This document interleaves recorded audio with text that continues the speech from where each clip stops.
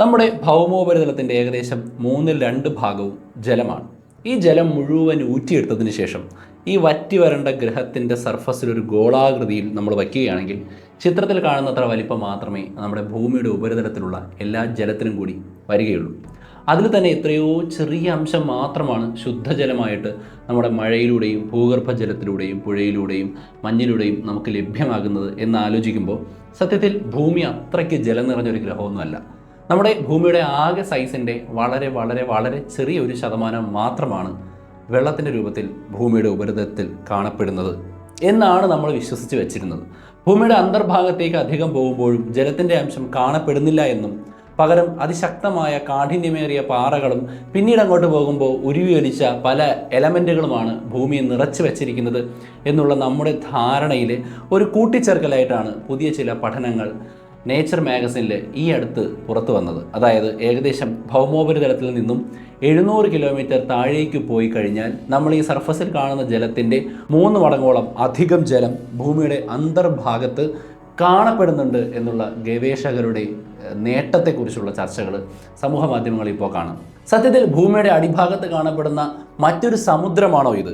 അതായത് നമ്മുടെ സമുദ്രത്തേക്കാൾ 3 ഇരട്ടി വലിപ്പമുള്ള മറ്റൊരു സമുദ്രം ഭൂമിയുടെ അടിയിൽ കാണപ്പെടുന്നുണ്ടെന്നും അത് ഇങ്ങനെ നമ്മുടെ സാധാരണ കടല് പോലെ ഇളകി മറിഞ്ഞ് കിടക്കുകയാണ് എന്നുള്ള തരത്തിലൊക്കെയാണ് പിന്നീട് ഈ വാർത്തകളുടെ പോക്കെന്നുള്ളതാണ് സത്യത്തിൽ ഇത്തരത്തിൽ ഭൂമിയുടെ അടിയിൽ എവിടെയാണ് ഇത്രയും വെള്ളം കാണപ്പെടുന്നുണ്ട് എന്ന് ഗവേഷകർ പറയുന്നത്. കേവലം 12 കിലോമീറ്ററിലധികം ഭൂമിയുടെ ഉള്ളിലേക്ക് കുഴിച്ചു നോക്കിയിട്ടില്ലാത്ത നമുക്ക് എങ്ങനെ മനസ്സിലായി 700 കിലോമീറ്ററിലധികം താഴ്ചയുള്ള ഭാഗത്ത് ഇത്രത്തോളം ജലമുണ്ടാകാൻ സാധ്യതയുണ്ടെന്ന്?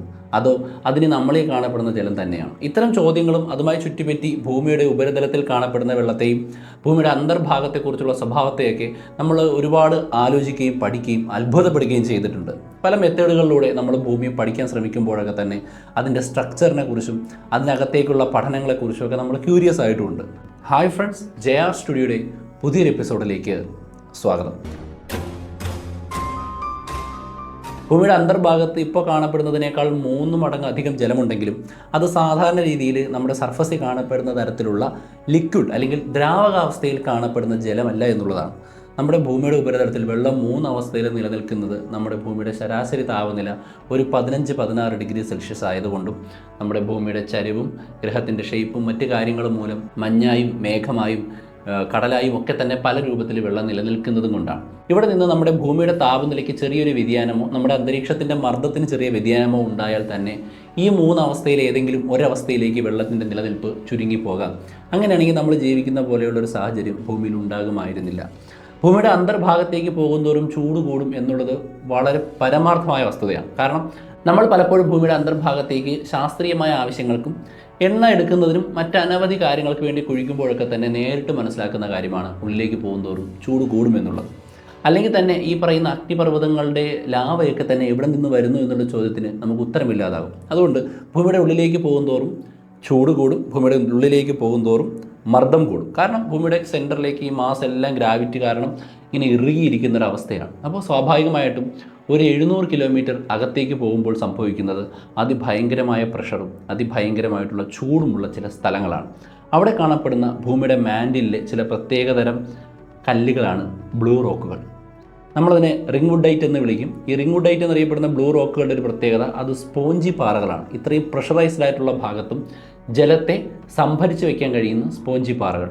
ഈ സ്പോഞ്ചി പാറ എന്ന് പറയുമ്പോൾ നമ്മൾ വിചാരിക്കുന്ന ഒരു സ്പോഞ്ച് ടൈപ്പ് അല്ല. കാരണം ആ ഭാഗത്ത് ജലം ദ്രാവകമായിട്ടോ വാതകമായിട്ടോ ഖരമായിട്ടോ ഐസായിട്ടോ ഒന്നുമല്ല കാണപ്പെടുന്നത്. അത് മറ്റൊരവസ്ഥയിൽ ഈ H2O എന്ന് പറയുന്ന ഘടനയിൽ നിന്ന് മാറി പല വ്യത്യസ്ത തരത്തിലുള്ള കോമ്പോസിഷനിലാണ് ആ ജലം അവിടെ നിൽക്കുക. അപ്പോൾ സ്വാഭാവികമായിട്ടും ഭൂമിയുടെ അന്തർഭാഗത്തേക്ക് വെള്ളം എത്തുന്നുണ്ട് എന്നുള്ള ധാരണ നമ്മളെ മനസ്സിലാക്കി തരുന്ന മറ്റൊരു ഘടകം ഭൂമിയുടെ വാട്ടർ സൈക്കിളിനെ കുറിച്ചാണ്. കടലിൽ വെള്ളം എത്തുന്നു, അത് മഴയായി പെയ്യുന്നു, പല സ്ഥലങ്ങളിലേക്ക് വെള്ളം എത്തുന്നു എന്നതിനേക്കാൾ നമ്മുടെ ടെക്ടോണിക് പ്ലേറ്റുകളുണ്ടല്ലോ, ഈ ഭൂമി മൊത്തത്തിലൊരു 10-20 ടെക്ടോണിക് പ്ലേറ്റുകളായിട്ടുള്ള പൊട്ടിപ്പുളർന്ന ഓരോ കഷ്ണങ്ങൾക്ക് മുകളിലാണ് നമ്മുടെ ഈ കടലും കരയും ഒക്കെ നിൽക്കുന്നതെന്ന് പല വീഡിയോയിലും നമ്മൾ പറഞ്ഞിട്ടുണ്ട്. അത് ശാസ്ത്രീയമായിട്ടുള്ളൊരു കാര്യമാണ്. ഈ ടെക്ടോണിക് പ്ലേറ്റുകളാണ് പലപ്പോഴും ഭൂമിയിൽ ഹിമാലയം പോലെയുള്ള പർവ്വതങ്ങൾ ഉണ്ടാക്കുന്നതും അതുപോലെ തന്നെ റിംഗ് ഓഫ് ഫയർ എന്ന് പറയുന്ന ഭൂകമ്പ സാധ്യത കൂടിയ പ്രദേശങ്ങൾ ഉണ്ടാക്കുന്നതും ഒക്കെ ചെയ്യുന്നത്. ഈ പൊട്ടിപ്പുലർന്ന് ഇപ്പോൾ മുട്ട പല പീസുകളായി പൊട്ടുമ്പോൾ അതിൻ്റെ സർഫസ് എങ്ങനെ ഇരിക്കും അതുപോലെ ഒരു 20 പീസുകളായിട്ട് കാണപ്പെടുന്ന കുറേ പ്ലേറ്റുകൾക്ക് മുകളിലാണ് നമ്മൾ ഈ ജീവിക്കുന്നത്. അതുകൊണ്ടാണ് ഈ ടെക്ടോണിക് പ്ലേറ്റുകൾ പരസ്പരം കൂട്ടിയുരസുമ്പോഴും മുകളിലും താഴെയും കൂട്ടിയിടിച്ച് പൊങ്ങുകയും ഒക്കെ ചെയ്യുമ്പോൾ ഭൂമി കുലുക്കവും മറ്റും ഉണ്ടാകുന്നത്. ഈ ടെക്ടോണിക് പ്ലേറ്റുകൾ ടൈറ്റായിട്ട് നിൽക്കുന്നതിൻ്റെ ഉപരിതലത്തിൽ വെള്ളം കെട്ടിക്കിടക്കുന്നു എന്നാണ് നമ്മൾ വിചാരിച്ചിരുന്നത്. എന്നാൽ നമ്മൾ വർഷങ്ങളായിട്ടുള്ള പല പഠനങ്ങളും പരിശോധിക്കുമ്പോൾ ടെക്ടോണിക് പ്ലേറ്റുകളുടെ വിടവിൻ്റെ അടിയിലൂടെ അല്ലെങ്കിൽ അതിലൂടെ ഭൂമിയുടെ ഉള്ളിലേക്ക് വെള്ളം ലീക്ക് ആകുന്നുണ്ട് എന്നുള്ള പഠനങ്ങൾ ശക്തമായിട്ട് പുറത്തു വരുന്നുണ്ടായിരുന്നു. ഇപ്പോൾ കടലിലേക്ക് ചെന്നാൽ ഈ പറയുന്ന തെർമൽ വെൻറ്റുകളുണ്ട്.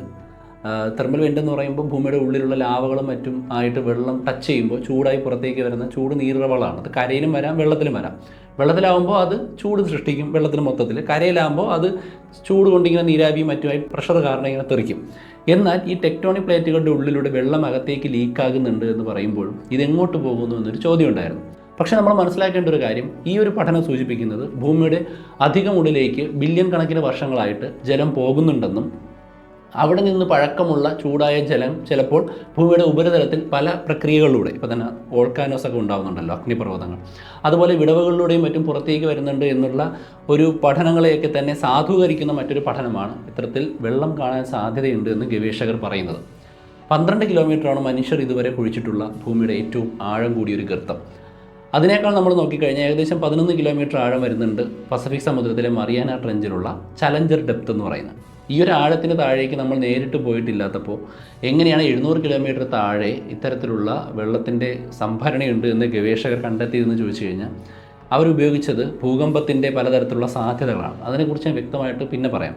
എന്നാലും നമ്മൾ മനസ്സിലാക്കേണ്ടത് ഈ വാട്ടർ സൈക്കിൾ എന്ന് പറയുന്നത് ഭൂമിയുടെ ഉപരിതലത്തിൽ ഈ പറയുന്ന ടെക്ടോണിക് പ്ലേറ്റുകളുടെ മുകളിൽ ലോക്കായി കിടക്കുന്ന വെള്ളം മാത്രമല്ല എന്നും ഭൂമിയുടെ അന്തർഭാഗത്തേക്ക് ലീക്കായതിനു ശേഷം അവിടെ നിന്ന് പുറത്തേക്ക് കൂടി വരുന്നുണ്ട് എന്നുള്ളൊരു കാഴ്ചപ്പാടിലാണ് ഗവേഷകരെ ഈ പഠനം എത്തിക്കുന്നത് എന്നുള്ളതാണ് വളരെ രസകരമായിട്ടുള്ള കാര്യം. അപ്പോൾ നിങ്ങൾക്കുണ്ടാകാവുന്ന സംശയം, ഈ ഗവേഷകർ എങ്ങനെയാണ് ഭൂമി കുഴിച്ചിട്ടില്ലെങ്കിൽ ഭൂമിയുടെ 700 കിലോമീറ്റർ അടിയിൽ നിന്ന് വെള്ളമുണ്ടെന്നുള്ള സാധ്യത കണ്ടെത്തിയത്? 2, ഭൂമിയിൽ വെള്ളമുണ്ടായതിൻ്റെ കാരണങ്ങളായിട്ട് പ്രധാനമായിട്ടും പറയുന്ന പല കാരണങ്ങളെയും ചോദ്യം ചെയ്യുന്നതല്ലേ ഭൂമിയുടെ 700 കിലോമീറ്റർ അടിയിലുള്ള വെള്ളം? ഇങ്ങനെയുള്ള പല ചോദ്യങ്ങളും നിങ്ങൾക്ക് വരാം. അതുകൊണ്ടാണ് ഞാൻ പറഞ്ഞത് ഇതൊരു വലിയ എപ്പിസോഡായിരിക്കും. നമ്മൾ അത്തരം കാര്യങ്ങളിലേക്കാണ് സഞ്ചരിക്കുന്നത്. ബഹിരാകാശത്തിൻ്റെ വിദൂരതയിൽ നിന്നുകൊണ്ട് ഭൂമിയെ നോക്കിക്കഴിഞ്ഞാൽ ഭൂമി ഒരു നീല ഗോളമായിട്ട് നിൽക്കും. A pale blue dot, Carl Sagan പറഞ്ഞ പോലെ. നമ്മുടെ വോയേജറിൽ ഭൂമിയുടെ ചിത്രം തിരിച്ചെടുത്തപ്പോൾ ആ ചിത്രം കണ്ടാൽ നമുക്ക് തോന്നുന്നത് ശൂന്യതയിൽ ഏകാന്തമായി നിൽക്കുന്നൊരു നീല ഗോളമായിട്ടാണ്. എന്നാൽ ഭൂമിക്ക് നീല നിറം കൊടുക്കുന്നതിൽ കടലിൻ്റെ വലിയ സ്വാധീനമുണ്ടെങ്കിലും ഈ കാണുന്ന പസഫിക് സമുദ്രത്തിൻ്റെ ചിത്രം കാണുമ്പോൾ ഭൂമി മുഴുവൻ വെള്ളമാണെന്ന് നമുക്ക് തോന്നുമെങ്കിലും സത്യത്തിൽ ഭൂമിയുടെ ഉപരിതലത്തിൻ്റെ ഏകദേശം 1/2 ഭാഗം നിറഞ്ഞു നിൽക്കുന്ന കടലിൻ്റെ ആഴമെന്ന് പറയുന്ന ശരാശരി 3.5 കിലോമീറ്ററാണ്. നമ്മൾ കടലിൻ്റെ മുഴുവൻ ആഴത്തെയും പരിശോധിച്ചിട്ട് നമ്മളതിൻ്റെ ഒരു ശരാശരി ആഴം പരിശോധിക്കുകയാണെങ്കിൽ ഈ പറയുന്ന മഹാസമുദ്രങ്ങളെല്ലാം ചേർത്ത് വെച്ചാൽ 3.5 കിലോമീറ്ററാണ് ശരാശരി ആഴം. വലിയ ആഴങ്ങളും ചെറിയ ആഴങ്ങളും ഒക്കെ പരിഗണിച്ച് പറയുന്നതാണ്. അപ്പോൾ ഭൂമിയുടെ ഉപരിതലം അല്ലെങ്കിൽ കടലിൻ്റെ ഉപരിതലം 3.5 കിലോമീറ്റർ താഴ്ചയെ. നമ്മൾ മനസ്സിലാക്കേണ്ട ഒരു കാര്യം, നമ്മുടെ ഗ്രഹത്തിൻ്റെ സൈസ് എന്ന് പറഞ്ഞാൽ 6371 കിലോമീറ്ററാണ്. ഇവിടെ നിന്ന് നിങ്ങൾ ഭൂമിയുടെ സെൻറ്ററിലേക്ക് കുഴിച്ചു പോയാൽ ഏകദേശം 6300 കിലോമീറ്റർ ആഴമുള്ള ഒരു വലിയ ഗർത്തമുണ്ടാക്കിയാലാണ് ഭൂമിയുടെ നടുവിലെത്തുക, സെൻറ്റർ കോറിൽ എത്തുക എന്നതാണ് വാസ്തവം. അപ്പോൾ ഞാൻ ഈ കാണിക്കാൻ ശ്രമിക്കുന്ന അനിമേഷൻ്റെ അടിസ്ഥാനത്തിൽ നിങ്ങൾ നോക്കിയാൽ ഈ 6371 കിലോമീറ്ററും മരിയാന ട്രെഞ്ചിലെ ചലഞ്ചർ ഗർത്തമായ 11 കിലോമീറ്ററും തമ്മിലുള്ളൊരു ശതമാന വ്യത്യാസം കാണാൻ കഴിയും.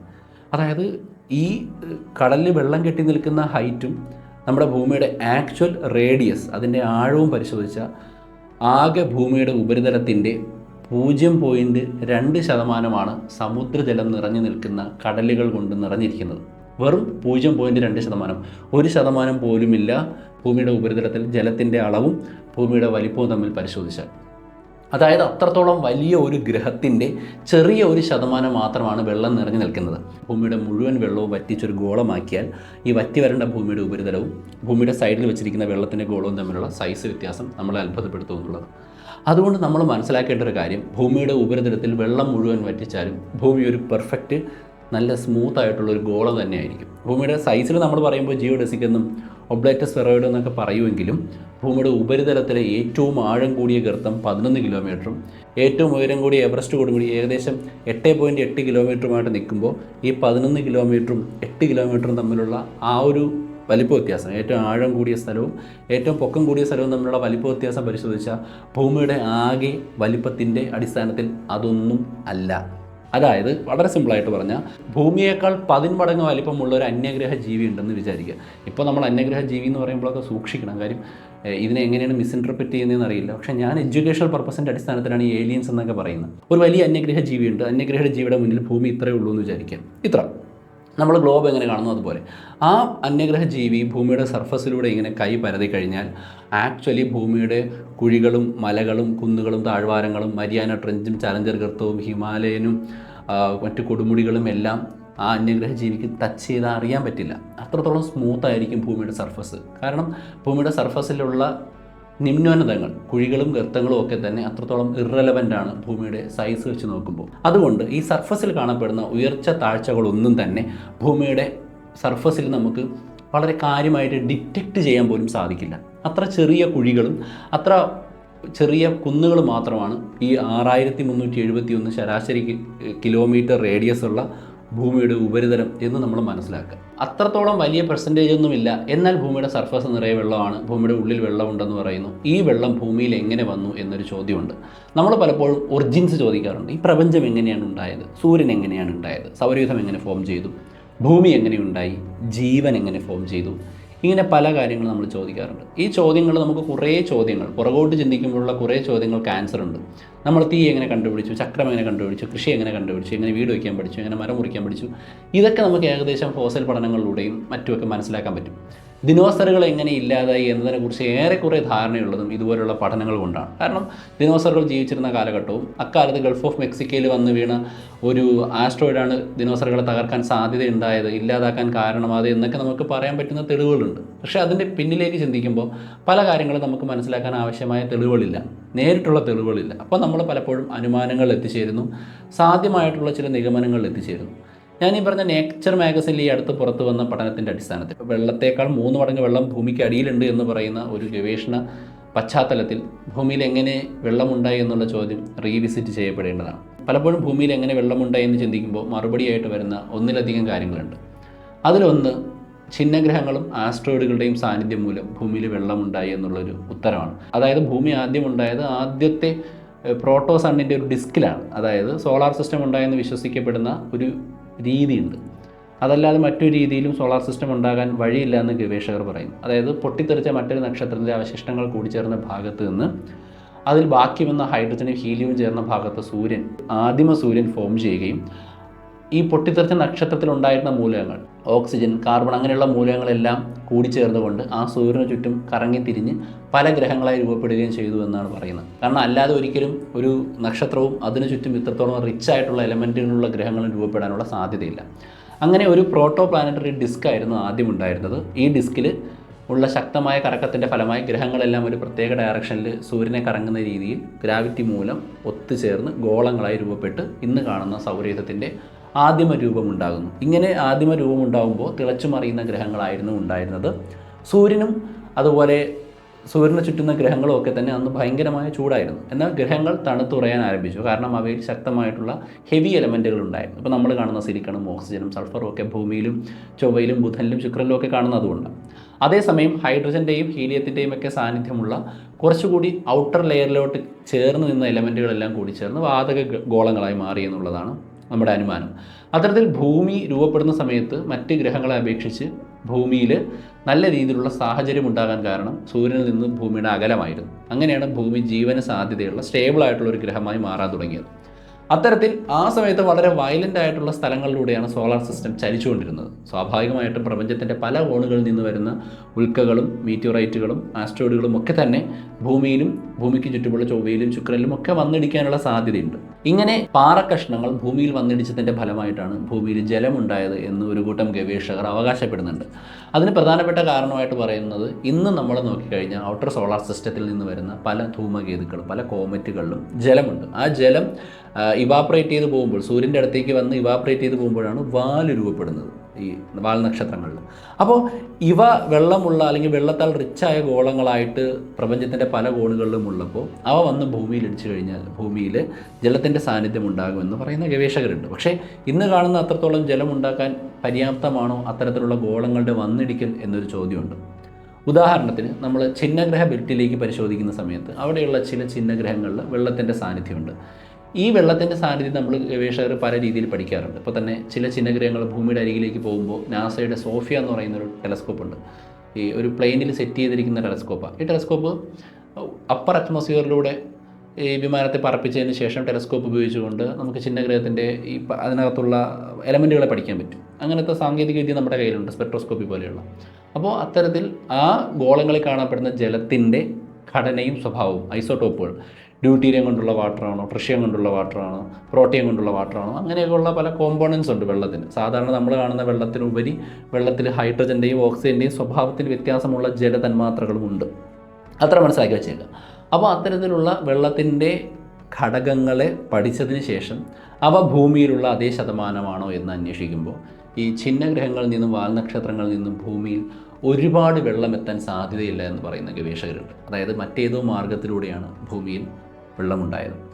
ഇതിൽ പലതരത്തിലുള്ള സംവാദങ്ങൾക്കിടയിൽ തെളിഞ്ഞു നിൽക്കുന്ന മറ്റൊരു ആശയമാണ് സോളാർ സിസ്റ്റം ഈ പറയുന്ന പ്രോട്ടോ ഡിസ്കായിട്ട് രൂപപ്പെടുന്ന സമയത്ത് പ്രപഞ്ചത്തിൻ്റെ മറ്റേതോ കോണുകളിൽ ഈ സോളാർ നെബുലയ്ക്ക് വെള്ളം കൊടുക്കുന്ന രീതിയിലുള്ള വലിയ പ്രദേശങ്ങൾ ഉണ്ടായിരുന്നു എന്നുള്ള. ഈ വലിയ പ്രദേശം എന്ന് പറയുമ്പോൾ ഈ നെബുലകൾ പോലെ നമ്മുടെ പ്രപഞ്ചത്തിൻ്റെ പല ഭാഗത്തും പല എലമെൻറ്റുകൾ നിറഞ്ഞു നിൽക്കുന്ന വസ്തുക്കളുണ്ട്. ഇപ്പം വെള്ളത്തിൻ്റെ കണ്ടൻ്റ് അടങ്ങിയ വലിയ വലിയ നെബുലകൾ ഉണ്ടായിരിക്കും. ജെയിംസ് വെബ് സ്പേസ് ടെലസ്കോപ്പും ഹബിൾ സ്പേസ് ടെലസ്കോപ്പും എടുത്ത പല ചിത്രങ്ങളിലും ആൽക്കഹോളുകൾ അടങ്ങിയ ക്ലൗഡുകളുണ്ട് സ്പേസിൻ്റെ പല ഭാഗത്തും. അതുപോലെ തന്നെ അമോണിയ അടങ്ങിയ ക്ലൗഡുകളുണ്ട്. അതായത് ഇവയുടെ സാന്നിധ്യം നിലനിൽക്കുന്ന പ്രദേശങ്ങൾ പ്രപഞ്ചത്തിൻ്റെ പല ഭാഗത്തുണ്ട്. ഇത് പല പ്രോസസ്സുകളിലൂടെ രൂപപ്പെടുന്നതാണ്. നക്ഷത്രങ്ങൾ പൊട്ടിത്തെറിക്കുമ്പോഴോ മറ്റേതെങ്കിലും പ്രോസസ്സുകളിലൂടെയോ കോംപ്ലക്സ് ആയിട്ടുള്ള ഇത്തരം എലമെൻറ്റുകൾ പ്രപഞ്ചത്തിൽ രൂപപ്പെടാം. അപ്പോൾ വെള്ളം, വാട്ടറിൻ്റെ കണ്ടൻ്റ് അടങ്ങിയ ഒരു റീജിയനിലൂടെ നമ്മുടെ ഈ സോളാർ സിസ്റ്റത്തിൻ്റെ ആദ്യകാല സംവിധാനമോ കടന്നു പോകുന്ന സമയത്ത് ഈ ഒരുപാട് റിച്ച് ആയിട്ടുള്ള അബുണ്ടൻ്റ് ആയിട്ട് വെള്ളം അടങ്ങിയ പ്രദേശത്തൂടെ കടന്നു പോവുകയും സോളാർ സിസ്റ്റത്തിലെ പല ഗ്രഹങ്ങളിലേക്കും വെള്ളം എത്തിച്ചേരുകയും ചെയ്തു എന്നുള്ളതാണ് മറ്റൊരു നിരീക്ഷണം. അതിന് ഏറ്റവും നല്ല തെളിവെന്ന് പറയുന്നത് ചൊവ്വയിൽ ഇപ്പോഴും ഐസ് ക്യാപ്പുകളുണ്ട്. അതേപോലെ തന്നെ വാതക ഗോളങ്ങൾ പലതിൻ്റെയും അന്തരീക്ഷത്തിൽ, വ്യാഴത്തിൻ്റെയും ശനിയുടെയും യുറാനസിൻ്റെയും നെപ്റ്റ്യൂണിൻ്റെ അന്തരീക്ഷത്തിൽ വെള്ളത്തിൻ്റെ സാന്നിധ്യമുണ്ട്. പിന്നെ വ്യാഴത്തിൻ്റെയും ശനിയുടെയും ഉപഗ്രഹമായിട്ടുള്ള പല ഉപഗ്രഹങ്ങളിലും ഇപ്പോൾ തന്നെ യൂറോപ്പ, ടൈറ്റൻ തുടങ്ങിയ പലതിലും വെള്ളത്തിൻ്റെ സാന്നിധ്യമുണ്ടെന്ന് ഗവേഷകർ കണ്ടെത്തുന്നുണ്ട്. അപ്പോൾ ശുക്രനിലും ബുധനിലും വെള്ളം നിലനിൽക്കാത്തത് അതിൻ്റെ കാർബൺ ഡൈ ഓക്സൈഡിൻ്റെ അളവ് കൊണ്ട് ശുക്രനിലും സൂര്യനോട് ഏറ്റവും അടുത്ത് നിൽക്കുന്നത് കൊണ്ടും ഗ്രാവിറ്റി കുറവായതുകൊണ്ടും അന്തരീക്ഷമില്ലാത്തതുകൊണ്ടും ബുധനിലും വെള്ളത്തിൻ്റെ സാന്നിധ്യമില്ലെങ്കിലും ഭൂമിയിലും ചൊവ്വയിലും വെള്ളത്തിൻ്റെ സാന്നിധ്യമുള്ളത് കാണിക്കുന്നത് ഇത്തരത്തിൽ സോളാർ സിസ്റ്റത്തിലെ എല്ലാ ഗ്രഹങ്ങൾക്കും വെള്ളം എത്തുന്ന തരത്തിലേക്കുള്ള ഒരു ക്ലൗഡിലൂടെ, വാട്ടർ ക്ലൗഡിലൂടെ ഒരു പക്ഷേ നമ്മുടെ ആദ്യകാല സോളാർ സിസ്റ്റം കടന്നുപോയിരിക്കാമെന്നുള്ള തോട്ട് പ്രോസസ്സാണ്. ഇവിടെ നമ്മൾ ഈ പറയുന്ന 3 ഇരട്ടി സമുദ്രജലം ഭൂമിയുടെ ഉള്ളിലുണ്ട് എന്നുള്ള അവകാശവാദവും അതിനെ സാധൂകരിക്കുന്നതാണ്. കാരണം ഭൂമിയുടെ സർഫസിൽ മാത്രം വെള്ളം എത്തണമെങ്കിൽ ആസ്ട്രോയിഡുകൾക്കും മറ്റും നമ്മളെ സഹായിക്കാം. അല്ലെങ്കിൽ ഭൂമി രൂപപ്പെട്ടതിന് ശേഷം മറ്റേതെങ്കിലും പ്രതിഭാസം ഉണ്ടായാൽ ഭൂമിയുടെ സർഫസിൽ വെള്ളം രൂപപ്പെടാം. പക്ഷേ ഭൂമി ഉണ്ടായതിനോടൊപ്പം തന്നെ ഭൂമിയിൽ വെള്ളവും എത്തിച്ചേർന്നാൽ മാത്രമേ ഭൂമിയുടെ അകംഭാഗത്തും വെള്ളം ട്രാപ്പാവും. അതുകൊണ്ട് തന്നെ ഈയൊരു നിരീക്ഷണത്തിന് ശക്തി പകരുന്നതാണ് പുതിയ പഠനം. അതായത് വെള്ളം നിറഞ്ഞ ക്ലൗഡ്സുകളുടെ ഇടയിലൂടെ പ്രപഞ്ചത്തിൻ്റെ ആദ്യകാലത്ത് സോളാർ സിസ്റ്റം സഞ്ചരിച്ചിരുന്നിരിക്കണം. ചെറിയ അളവിൽ ആസ്ട്രോയിഡുകൾ വെള്ളം എത്തിച്ചിട്ടുണ്ടാവാം. അതുപോലെ തന്നെ ബൈ പ്രോഡക്റ്റ് ആയിട്ട് വെള്ളത്തെ പുറത്തുവിടുന്ന ജീവികളുണ്ട്, ചെറിയ ചെറിയ ജീവികളുണ്ട്. അവയുടെ ഒരു ചെറിയ കോൺട്രിബ്യൂഷൻ ഉണ്ടായിരുന്നിരിക്കാം. എങ്ങനെ ഭൂമിയിൽ വെള്ളം എത്തി എന്നുള്ള ചോദ്യത്തിന് കൃത്യമായ ഉത്തരത്തിൽ എത്താൻ കഴിയാതെ പല നിഗമനങ്ങൾ മുന്നോട്ട് വയ്ക്കുമ്പോൾ അതിനൊക്കെ തന്നെ ഏറെക്കുറെ ഒരു സാധ്യത കൊടുക്കുന്ന പഠനമാണ് ഭൂമിയുടെ 700 കിലോമീറ്റർ ഉള്ളിലും വെള്ളമുണ്ട് എന്നുള്ള കണ്ടെത്തൽ.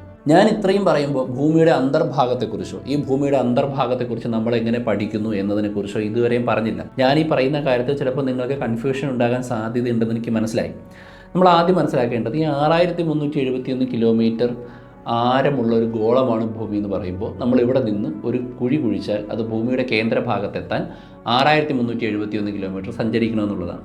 അപ്പോൾ നമ്മൾ മനസ്സിൽ സങ്കല്പിക്കേണ്ടത് ഒരു വാഹനം ഉണ്ടാക്കി നമ്മൾ ഭൂമിയുടെ അന്തർഭാഗത്തേക്ക് യാത്ര ചെയ്യാൻ ശ്രമിക്കുകയാണെങ്കിൽ ഏതെല്ലാം തരത്തിലുള്ള പാളികളാണ് ഭൂമിയിലുള്ളത് എന്നുള്ളതാണ് നമ്മൾ മനസ്സിലാക്കേണ്ടത്. അതെങ്ങനെ കണ്ടുപിടിച്ചു എന്നുള്ളതിന് മുമ്പ് നമ്മൾ കണ്ടെത്തിയ പാളികളെക്കുറിച്ച് പറയാം.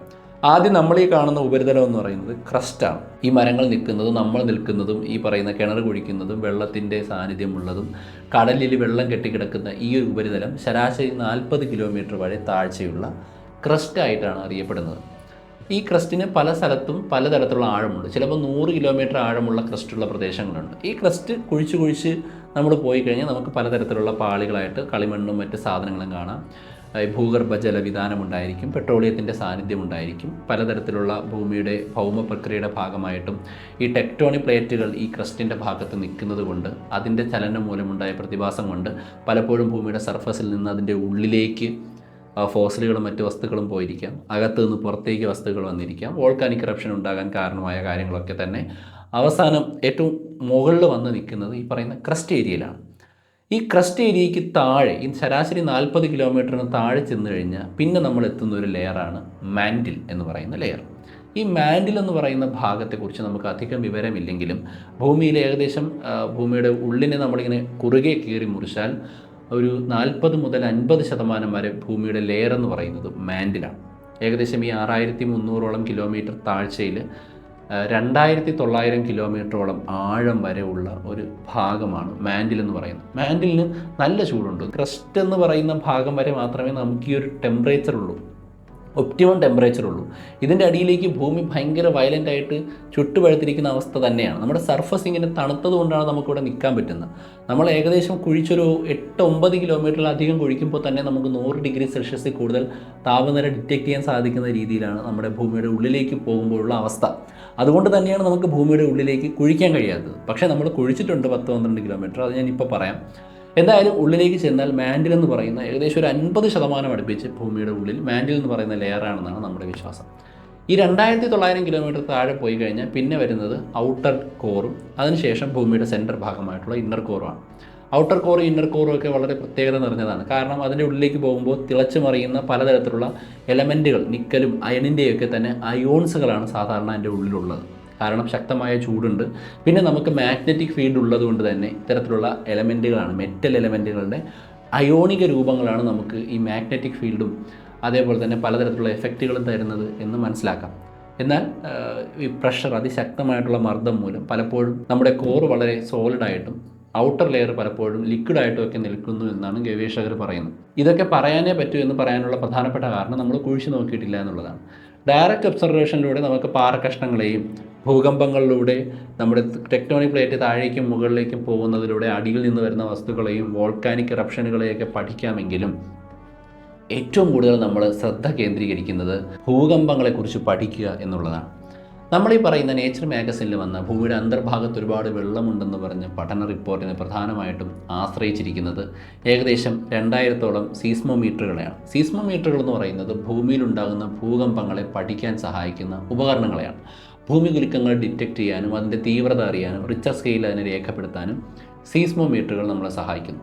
ഇപ്പോൾ നോർത്ത് അമേരിക്കയിൽ കഴിഞ്ഞ കുറേ വർഷങ്ങളായിട്ടുണ്ടായ ഏകദേശം 500ഓളം ഭൂകമ്പങ്ങളെ കൃത്യമായിട്ട് പഠിക്കുകയും അതിനുവേണ്ടി 2000ഓളം സീസ്മോമീറ്ററുകളിൽ നിന്നുള്ള ഡാറ്റ പഠിക്കുകയും ചെയ്തതിൻ്റെ അടിസ്ഥാനത്തിലാണ് ഗവേഷകർ എങ്ങനെയാണ് ഭൂമിയുടെ അന്തർഭാഗം കാണപ്പെടുന്നത് എന്ന് കാൽക്കുലേറ്റ് ചെയ്യുന്നത്. ഭൂമിയിൽ ഭൂമികുലുക്കം ഉണ്ടാകുന്ന പ്രാരംഭ സ്ഥലത്തെ നമ്മൾ പറയുന്ന പേര് ഹൈപ്പോ സെൻറ്റർ എന്നാണ്. ഭൂമിയുടെ ഉള്ളിൽ എവിടെയെങ്കിലുമാണ് ഭൂമികുലുക്കം സ്റ്റാർട്ട് ചെയ്യുക.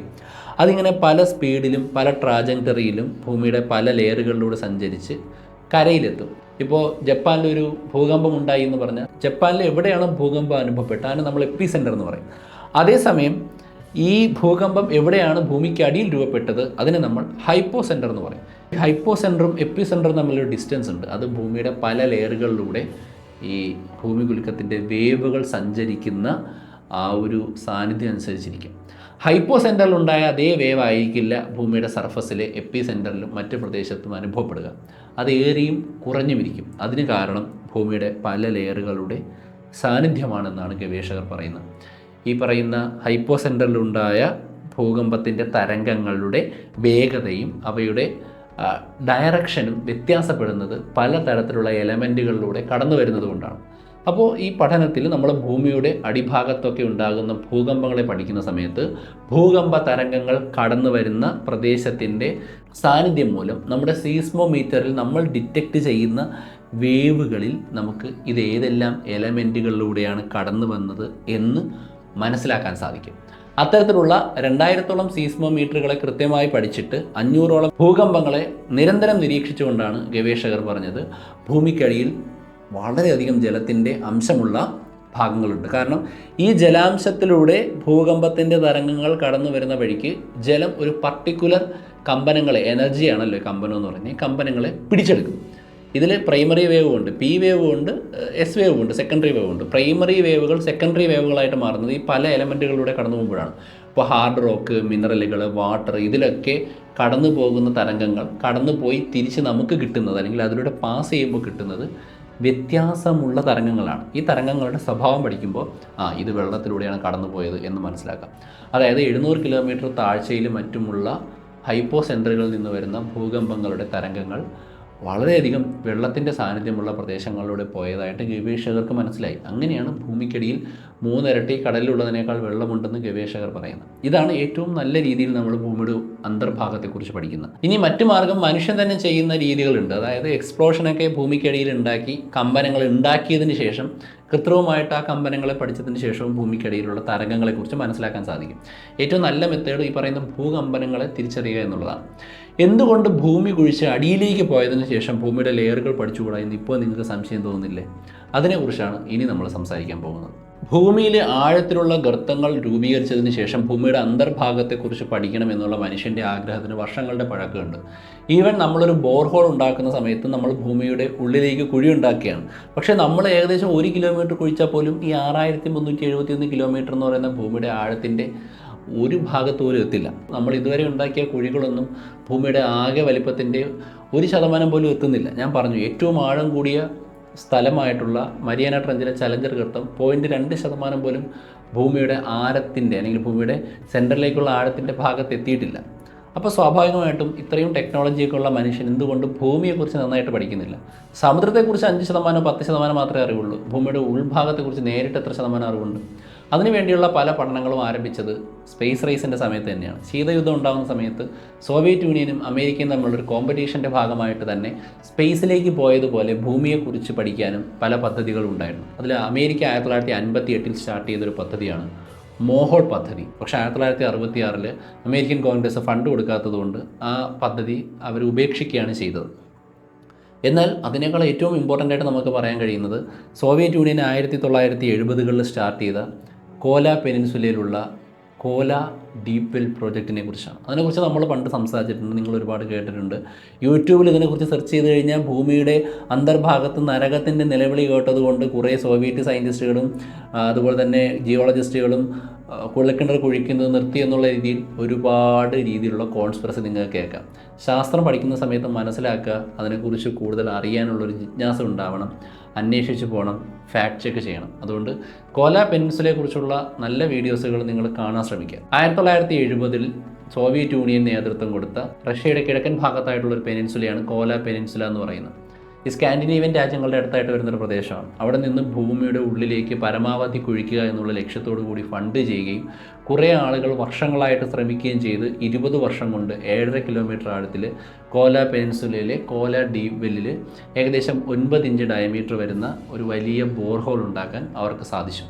20 വർഷം കൊണ്ട് 7.5 കിലോമീറ്റർ ഉണ്ടാക്കിയവർ പിന്നീടുള്ള കുറേ വർഷം, അതായത് ഏകദേശം ഒരു 2 വർഷം കൊണ്ട് ഒരു 12,262 മീറ്റർ, ഒരു 12 കിലോമീറ്റർ തികച്ച് പിന്നെ കുറച്ചൊരു 200 മീറ്ററുടെ ആഴത്തിലെത്തിയ സമയത്താണ് അതുവരെ ഉണ്ടായിരുന്ന ഭൂമിയുടെ ആഴത്തെക്കുറിച്ചുള്ള പല അനുമാനങ്ങൾക്കും തെറ്റുണ്ടെന്ന് മനസ്സിലായത്. അതായത് ഭൂമിയിൽ ഏകദേശം 10 കിലോമീറ്റർ ആഴത്തിൽ പോയി കഴിഞ്ഞാൽ 100 ഡിഗ്രി സെൽഷ്യസ് ആയിരിക്കും ചൂട് എന്നാണ് ഭൗമ ഗവേഷകർ അന്ന് വരെ വിശ്വസിച്ച് വെച്ചിരുന്നത്. പക്ഷേ 100 അല്ല എന്നും 180 ഡിഗ്രി സെൽഷ്യസിലധികം ചൂട് ഭൂമിയിൽ 10 കിലോമീറ്റർ കഴിയുമ്പോൾ എത്തുമെന്നുമുള്ള ഒരു യഥാർത്ഥ നേരിട്ടുള്ള ഒബ്സർവേഷൻ കോലാഗർത്തം നമുക്ക് തന്നു. 1992 സമയത്ത് ഏകദേശം സോവിയറ്റ് യൂണിയൻ തകരാനൊക്കെ പോകുന്ന ഒരു സമയമായപ്പോൾ അവർ ഈ 12 കിലോമീറ്റർ ഫിനിഷ് ചെയ്യുകയും എന്നാൽ കൂടുതൽ അവർക്ക് കുഴിക്കാൻ കഴിയാതെ വരികയും ചെയ്തു. അതിനവർക്ക് ഫണ്ടിൻ്റെ ഇഷ്യൂ മാത്രമായിരുന്നില്ല, അവർ ബോർഹോൾ ഉണ്ടാക്കാൻ ഉപയോഗിക്കുന്ന സാധനം കൃത്യമായിട്ട് വർക്ക് ചെയ്യാൻ കഴിയാത്തത്ര ചൂടിലേക്ക് എത്തിച്ചേർന്നു എന്നാണ് പഠനങ്ങൾ സൂചിപ്പിക്കുന്നത്.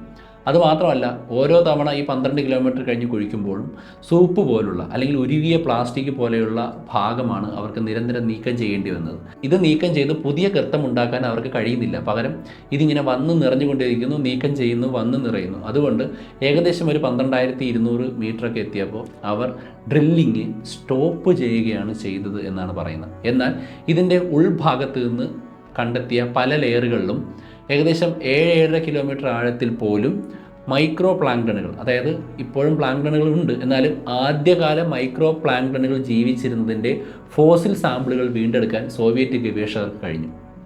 അതായത് ഭൂമിയുടെ 7.5 കിലോമീറ്റർ ആഴത്തിൽ പോലും അതുപോലുള്ളൊരു സ്ഥലത്ത്, കോല പോലെയുള്ളൊരു സ്ഥലത്ത് ഫോസിലുകൾ നല്ല ആഴത്തിലേക്ക് പല ഭൗമ പ്രക്രിയകൾ കൊണ്ട് എത്തിയിട്ടുണ്ട്. അപ്പോൾ നിങ്ങൾ ആലോചിച്ച് നോക്കുക, ഭൂമിയുടെ സർഫസ് നിരന്തരം ഇങ്ങനെ സർക്കുലേറ്റ് ചെയ്യുന്നുണ്ട്, നമ്മുടെ സർഫസ് അടിയിലേക്ക് പോകുന്നുണ്ട്, താഴെയുള്ളത് മുകളിലേക്ക് വരുന്നുണ്ട്. അതുകൊണ്ടാണ് ഇത്രയും ആഴത്തിൽ പണ്ട് ജീവിച്ചിരുന്ന ജീവജാലങ്ങളുടെ അവശിഷ്ടങ്ങൾ, ചെറിയ ജീവജാലങ്ങളുടെ അവശിഷ്ടങ്ങൾ ഗവേഷകർക്ക് കിട്ടിയത്.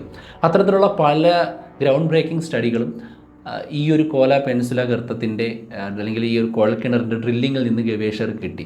ഇപ്പോൾ നിങ്ങൾ അവിടെ പോയി കഴിഞ്ഞാൽ അത് അബാൻഡൻഡ് ആയിട്ടുള്ളൊരു പ്രദേശമാണ്. പക്ഷേ വളരെ ശക്തമായ രീതിയിൽ ഈ ഗർത്തത്തെ വെൽഡ് ചെയ്ത് സോവിയറ്റ് യൂണിയൻ സീൽ ചെയ്ത് വെച്ചിരിക്കുന്നത് കൊണ്ട് തന്നെ പിന്നീട് അത് ഓപ്പൺ ഒന്നും ചെയ്തിട്ടില്ല. അതൊരു ടൂറിസ്റ്റ് സ്പോട്ട് പോലെ എന്നാൽ വളരെ മെസ്സിയായിട്ട് ചിത്രത്തിൽ കാണുന്ന ഒരു പ്രദേശമായിട്ട് അവശേഷിക്കുന്നുണ്ട്. പുതിയ പഠനങ്ങൾ നമ്മൾ നോക്കിക്കഴിഞ്ഞാൽ 2005 ജപ്പാൻ പണി പൂർത്തിയാക്കിയ ചിൽക്യു എന്ന് പറയുന്ന ഓഷൻ ഡ്രില്ലിംഗ് ഷിപ്പുണ്ട്. ഇതിന് ഏകദേശം 7 കിലോമീറ്റർ അല്ലെങ്കിൽ 7000 മീറ്റർ ആഴത്തിൽ സമുദ്രത്തിൻ്റെ അടിത്തട്ടിൽ കുഴി സൃഷ്ടിക്കാൻ സാധിക്കും. അങ്ങനെ സൃഷ്ടിക്കുകയാണെങ്കിൽ ഭൂമിയുടെ അന്തർഭാഗത്തെക്കുറിച്ചുള്ള സയൻറ്റിഫിക് ഒബ്സർവേഷനുകൾ നടത്താൻ സാധിക്കുന്നത് കൊണ്ട് തന്നെ ഇൻ്റർനാഷണൽ ഓഷൻ ഡിസ്കവറി പ്രോഗ്രാം അല്ലെങ്കിൽ IODPയുടെ നേതൃത്വത്തിൽ പലതരത്തിലുള്ള പഠനങ്ങൾ ഭൂമിയുടെ പല സമുദ്രത്തിൻ്റെ അന്തർഭാഗത്തുമായിട്ട് ചിൽക്കി നടത്തുന്നുണ്ട്. നമ്മുടെ കരയിൽ ഗർത്തങ്ങൾ ഉണ്ടാക്കുകയോ കുഴൽക്കിണറുകൾ ഉണ്ടാക്കി ഭൂമിയുടെ അന്തർഭാഗത്തേക്ക് കുഴിക്കുന്നതിനേക്കാൾ നല്ലത് സീ ബെഡുകൾ കുഴിക്കുന്നതാണ്. കാരണം അവിടെ ഭൂമിയുടെ ക്രസ്റ്റിന് ആഴം കുറവായിരിക്കും. ഞാൻ പറഞ്ഞു 40 കിലോമീറ്ററൊക്കെ ശരാശരി ആഴമുണ്ട് ഭൂമിയുടെ ക്രസ്റ്റിന്, അത് കഴിഞ്ഞാലേ മാൻഡിലെത്തൂ. എന്നാൽ സമുദ്രത്തിൽ ചെന്ന് കഴിഞ്ഞാൽ പല ഭാഗങ്ങളിലും 6-6.5 കിലോമീറ്റർ ആഴം മാത്രമേ ഭൂമിയുടെ ക്രസ്റ്റിനുള്ളൂ. ഈ ക്രസ്റ്റിനെ കൃത്യമായ രീതിയിൽ നമ്മൾ തുരന്ന് അതിൻ്റെ ഉള്ളിലേക്ക് പോകാൻ കഴിഞ്ഞാൽ ഭൂമിയിൽ ആദ്യമായി മനുഷ്യന് മാൻഡിൽ എന്ന് പറയുന്ന ലെയറിൻ്റെ സാമ്പിൾ എടുക്കാൻ സാധിക്കും. മാത്രമല്ല ഈ ക്രസ്റ്റിന് ആഴം കുറവായതുകൊണ്ട് തന്നെയാണ് പലതരത്തിലുള്ള ഈ ഡ്രില്ലിംഗ് പ്രോസസ്സുകളും പെട്രോളിയം നിക്ഷേപങ്ങളും ഒക്കെ തന്നെ കടലിൽ കണ്ടെത്താൻ സാധ്യതയുണ്ടെന്നുള്ള രീതിയിൽ ഗവേഷകർ കടലിൽ ഡ്രില്ലിംഗ് നടത്തുന്നത്. കാരണം അത് ഭൂമിയുടെ ആഴം കൂടിയ പ്രദേശമാണ് ശരാശരി. എന്തായാലും ഇതുപോലത്തെയുള്ള നല്ല നല്ല പഠനങ്ങൾ വരട്ടെ. ഭൂമിക്കടിയിൽ വെള്ളം ഉണ്ടായാലും സമുദ്രമായാലും അതൊക്കെ തന്നെ നമ്മുടെ സയൻറ്റിഫിക് നോളജിനെ കൂട്ടുകയും ഭൂമിയെക്കുറിച്ചുള്ള അണ്ടർസ്റ്റാൻഡിങ് കൂട്ടുകയും ചെയ്യും. പ്രപഞ്ചത്തിലെ മറ്റു ഗോളങ്ങളെക്കുറിച്ച് പഠിക്കാനും നമ്മളെ സഹായിക്കും.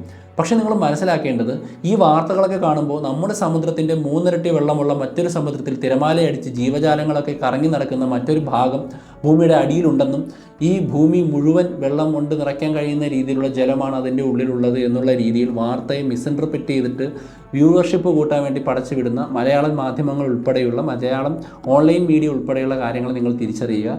എന്തായാലും നമ്മുടെ സയൻറ്റിഫിക് കമ്മ്യൂണിറ്റിയിൽ വളരെ ഒരു വലിയ നേട്ടമാണ് ഈ ഒരു വാർത്ത. എങ്കിലും അതിനെ വാർത്തയായിട്ട് എടുത്തിട്ട് അതിൻ്റെ ഫാക്റ്റുകൾ മനസ്സിലാക്കാൻ ശ്രമിക്കുക.